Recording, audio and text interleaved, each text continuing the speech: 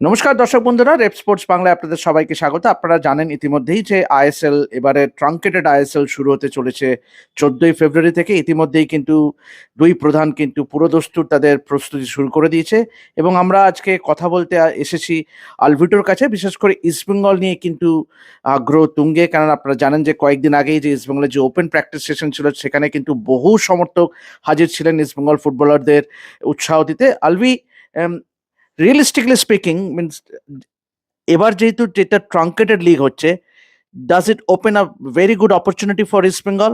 Yes, there are a few issues when it comes to their striking force, but overall Mohun Bagan, east Bengal, to some extent FC Goa, Jamshedpur, কতটা open হবে এবারের league? আহ, দেখো, এই বছর আমার মনে হয় একটু ট্রাঙ্কেটেড লিগ হচ্ছে, কিন্তু এটা যদি প্রপার ওয়েতে হতো, যেটা আমরা এত বছর ধরে আইএসএল দেখে এসছে, তাতে আমি বলবো East Bengal was definitely one of the contenders. এর আগের যত বছর ইস্ট বেঙ্গল পার্টিসিপেট করেছে, ওই টাইমে ইস্ট বেঙ্গল কি করেছে, কোন পজিশনে শেষ করেছে, সেটা কোনো ম্যাটার করে না। আমার মনে হয় এই বছর ইস্ট বেঙ্গল সত্যি ভালো টিম করেছে। তুমি দেখো, ডিউরেন্ট কাপ সেমিফাইনালে হেরেছে, আইএফএ শিল্ড ফাইনালে, সুপার কাপ ফাইনালে, তার তার মানে দে আর ওয়ান অফ দ্য কন্টেন্ডার্স এই বছর। কিন্তু আনফর্চুনেটলি লিগটা ডিলে হয়েছে, সবাই প্ল্যানিং গুলোকে একটু নষ্ট করে দিয়েছে। কিন্তু কে কাকে নিয়ে খেলবে, কে কাকে ছেড়ে দিয়েছে, কোন দল স্ট্রং, কোন দল উইক, এইগুলো আলোচনা না করে আমি অ্যাজ অ্যান ইস্ট বেঙ্গল সবসময় চাইবো ইস্ট বেঙ্গল যাতে চ্যাম্পিয়ন হোক, যে কোনোভাবে নি লিগ হোক, ওয়ান সিঙ্গেল লিগে হোক, কিংবা টস করে তারপরে হোম এন হবে, কার হোম হবে কার।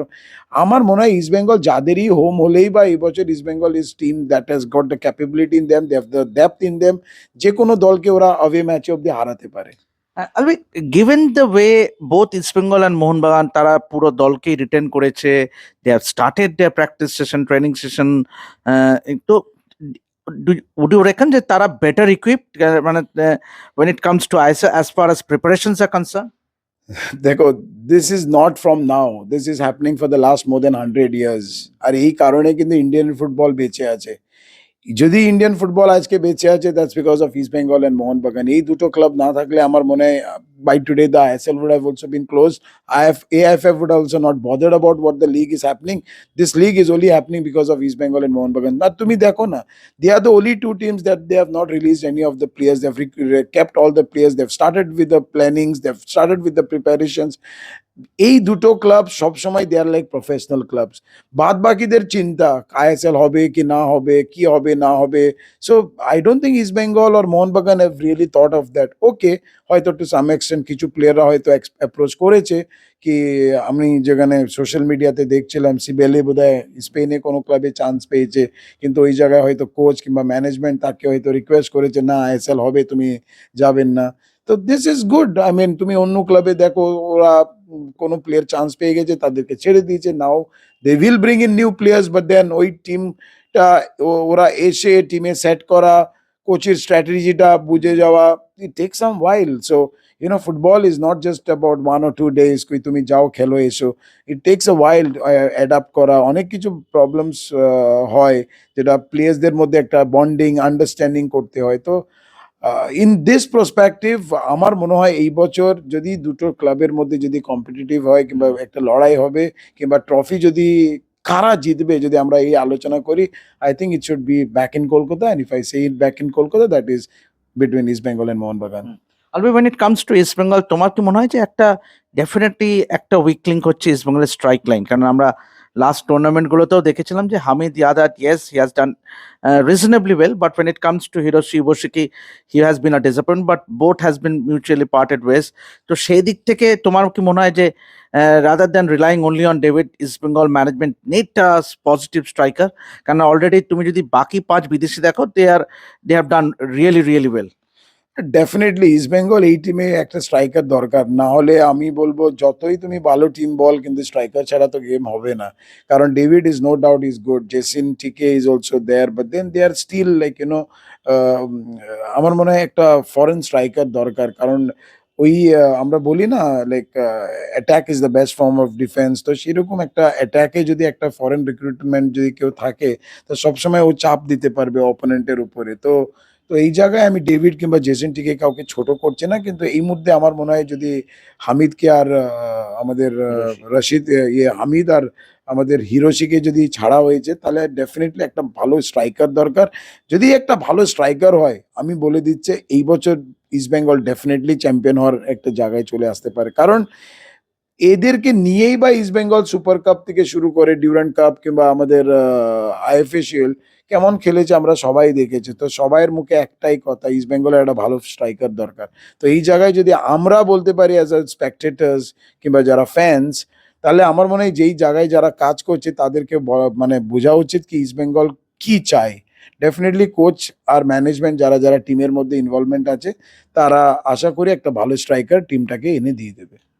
আলবির যদিও বেশ কয়েকটা নাম শোনা যাচ্ছিল কয়েকদিন ধরেই, যে ডিয়েগো মরিসিও বা জর্জ পেরেরা ডিয়াজ, কিন্তু এদের মনে হয় না কারো কি হবে। তুমি কিরকম ধরনের, যদিও এরকমও শোনা গেছে যে কোচ চাইছে এমন একজন পজিটিভ স্ট্রাইকার যে নিচে থেকেও খেলতে পারবে। তোমার মনে হয় যে what kind of players should the management look at? মানে will it be an outright positive striker, নাকি না someone who can come down and help the midfield? দেখো, ইন মডার্ন ফুটবল আজকে প্রত্যেক জনেরই রোলটা চেঞ্জ হয়ে গেছে। আগে যেমন একটা 4-3-3 ফরমেশন ছিল, তারপরে 4-4-2 হয়ে গেছে।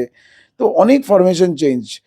কারণ আজকালে তুমি দেখো একজন স্ট্রাইকার হয়ে বা তাকে কিন্তু ইনভার্টেড পজিশন খেলতে হচ্ছে, তো সেটা হচ্ছে দ্য উইং, আইদার 7, নাম্বার 7 আর নাম্বার 11। তো এই জায়গায় আমার মনে হয় কোচের যেটা মেন দরকার সেটা হচ্ছে দ্য প্রপার নাম্বার 9। কারণ হচ্ছে দ্য নাম্বার 10 আমরা বলতে পারি আমাদের ক্রেসপো কিংবা আমাদের মিঙ্গেল খেলতে পারে, নাম্বার 6 আর নাম্বার 8 ক্রেসপো কিংবা আমাদের রশিদ খেলতে পারে। তো নাম্বার 7, নাম্বার 11 আমাদের মহেশ আছে, বিষ্ণু আছে, নন্দকুমার আছে, আরো অনেক এডমন্ড আছে, অনেক ভালো ভালো প্লেয়াররা আছে। তো I think the only position what East Bengal is lacking is a proper number 9।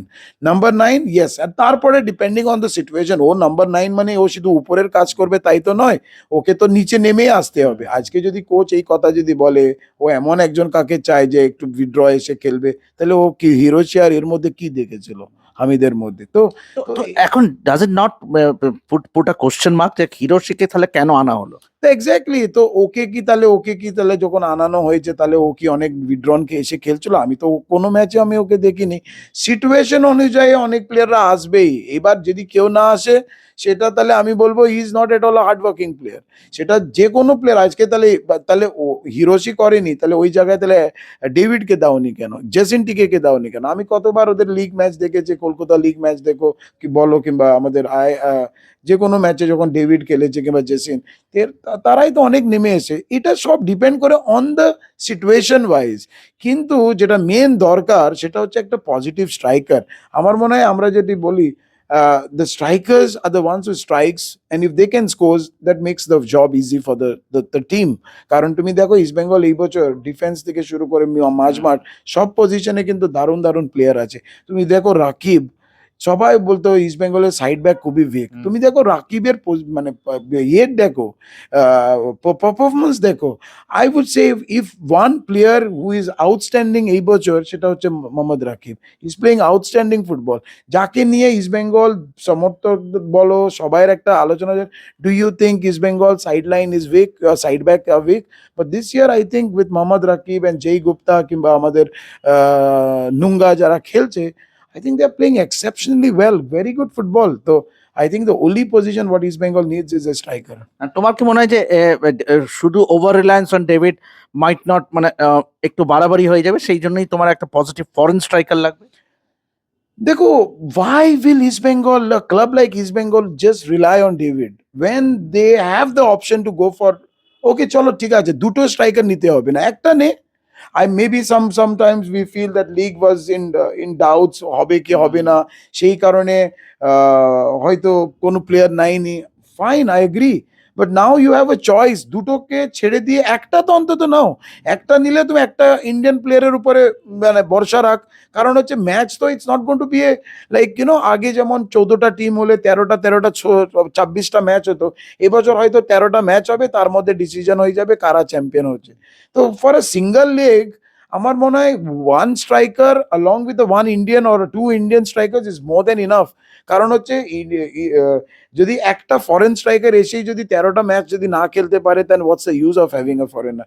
And I think you have released two players, mutual understanding করেছে, so go and get a good striker. I think the job is done. Right. And finally, Alvi, obviously, how crucial will be the home matches? কেননা 13টা করে match খেলবে প্রতিটা দল, সেক্ষেত্রে East Bengal Mohun Bagan majority মানে হয়তো অন্য দলের তুলনায় কিন্তু বেশিরভাগ ম্যাচগুলোই কিন্তু ঘরের মাঠে খেলবে। তো how crucial will it B to win all the home matches this time? See, the advantage for East Bengal and for Mohun Bagan playing at home is the crowd support.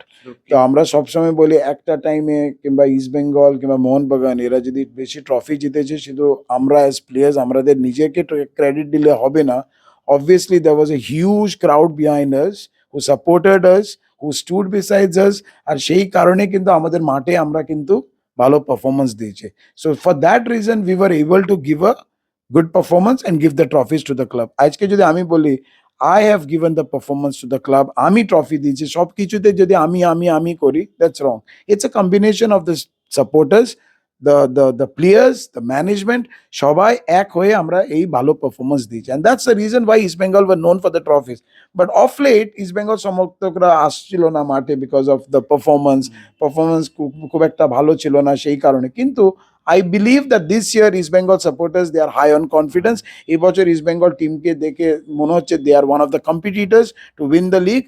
But then yes, we need you all to come on the field, support the team, stand beside the team, and definitely this year East Bengal will be one of the best teams. তো আপনারা শুনলেন আলভিটাও মানে যে একটা positive number 9 যদি ইস্টবেঙ্গল পেয়ে যায় in terms of foreign player, তাহলে কিন্তু East Bengal will definitely look as a strong contender to win the ISL, যেটা এতদিন অধরা থেকেছে। তো আমরাও আশা করব যে ইস্টবেঙ্গল ম্যানেজমেন্ট একটা পজিটিভ নাম্বার 9 ফরেন স্ট্রাইকার যদি অন্তর্ভুক্ত করে করতে পারে দলে, তাহলে নাথিং লাইক ইট। তো এভাবেই দেখতে থাকুন রেড স্পোর্টস বাংলা, এবং এরকম ইন্টারভিউ আলভিটোর মতন প্রাক্তনদের ইন্টারভিউ আমরা মাঝে মধ্যেই দেখাবো। তারা কি মনে করছে দুটো দলে, দুই প্রধানের বা অন্যান্য দলগুলো, সেসব নিয়ে আলোচনা থাকবে। তো এখন এ পর্যন্তই দেখতে থাকুন রেড স্পোর্টস বাংলা। আমি দেবাশিস আপাতত সাইন অফ করছি, ধন্যবাদ।